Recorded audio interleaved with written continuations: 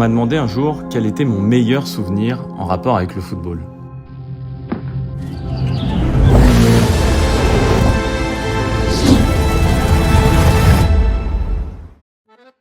Alors moi je m'appelle Étienne Bonvalet, je suis journaliste sportif en France.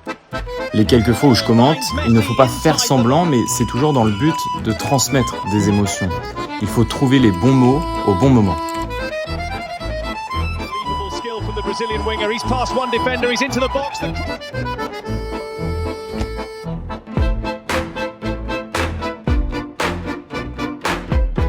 Mais c'est aussi, j'ai 3 grands frères, je jouais avec lui à la console et donc c'est lui qui m'a un peu mis dans le foot. Mais ouais, il y en avait, ils étaient beaucoup plus forts que moi et j'ai vite compris que ça allait rester un loisir et pas un métier à part entière. Et l'alternative, c'était de travailler dans le journalisme. 1-0. Cette passion m'a appris beaucoup de choses, bien au-delà de la façon dont on commente un match. Par exemple, Qatar 2022, c'est un rêve de travailler sur une finale pareille. 80 000 personnes qui retiennent leur souffle jusqu'au dernier moment. Le scénario était fou.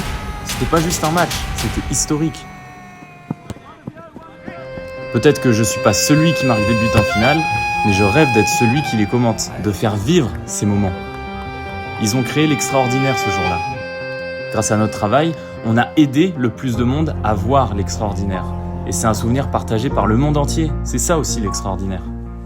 Moi, c'est l'Olympique Lyonnais, donc c'était au Parc des Princes, à Paris. On est dans la tribune presse et faut pas trop sauter de joie non plus parce que y a beaucoup de Parisiens. On te demande souvent d'ailleurs, après ces quelques années en tant que journaliste, est-ce que tu es encore supporter ?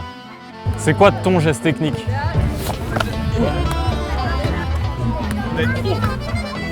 Dans cette ville, des choses incroyables se produisent chaque jour.